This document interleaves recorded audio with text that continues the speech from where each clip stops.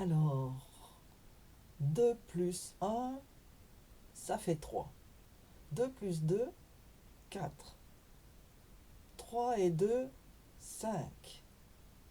12 et 12, 24. Mais 103 et 150. Alors, vous avez la bosse des maths? Je vais vous raconter une histoire. Je vais te raconter une histoire. Je ne me souviens pas d'avoir étudié les maths à l'école primaire.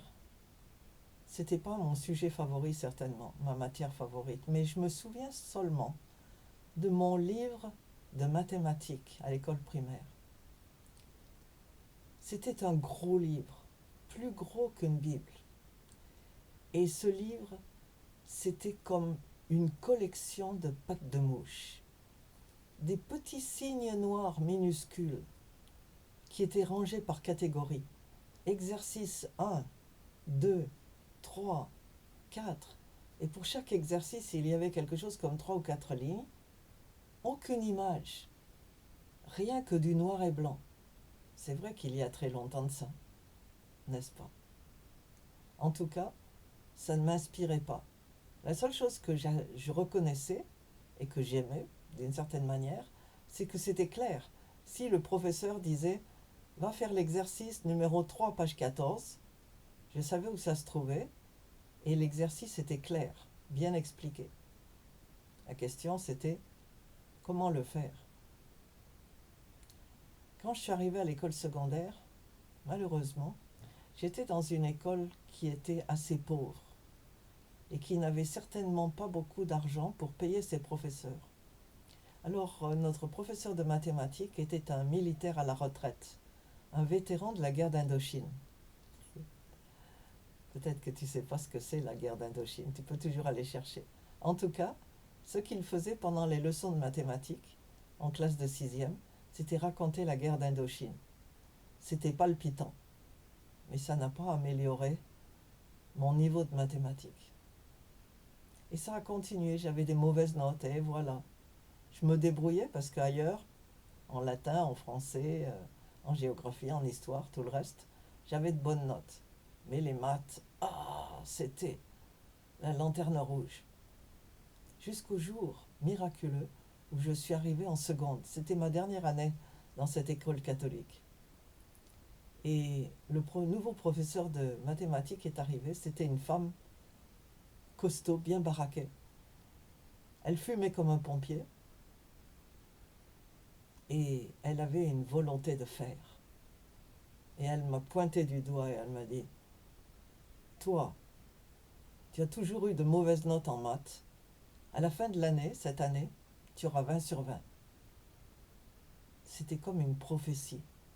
Je me suis dit « Waouh, 20 sur 20 ! Tout est possible à celui qui croit, dit la Bible. » Non seulement elle m'a aidé, elle m'a encouragé, elle m'a rappelé que rien n'était impossible, mais elle m'a offert de me donner des leçons gratuites. Et j'allais en bicyclette. Elle habitait au-delà de la Monnaie, à Romans, au-delà du quartier de la Monnaie. Elle habitait à Saint-Paul-les-Romans, dans un village à côté. Et je roulais à vélo et j'allais chez elle toutes les semaines. Et elle m'enseignait, elle m'expliquait ce que je n'avais pas compris en classe.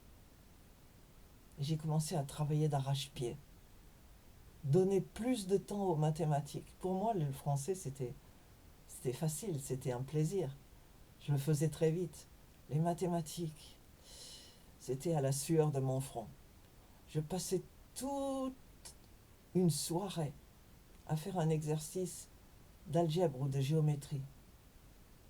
Mais à la fin de l'année, j'ai eu 20 sur 20.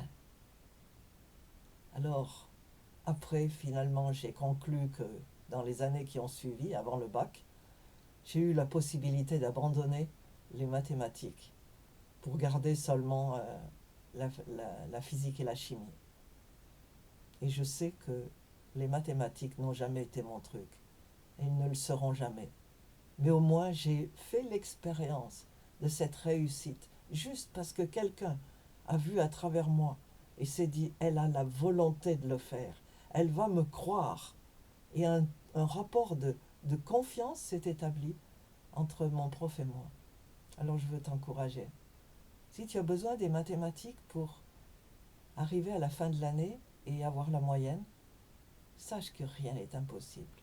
Tu peux le faire et en plus, tu as l'avantage de connaître ce que moi je ne connaissais pas à l'époque, c'est que tu peux dire à Jésus, au Saint-Esprit qui est là avec toi dans la classe et qui est juste derrière toi et qui te tape sur l'épaule et qui te dit je suis là, t'inquiète pas, tu peux lui dire aide-moi et tu auras un assistant fantastique. Alors, bonne semaine en classe.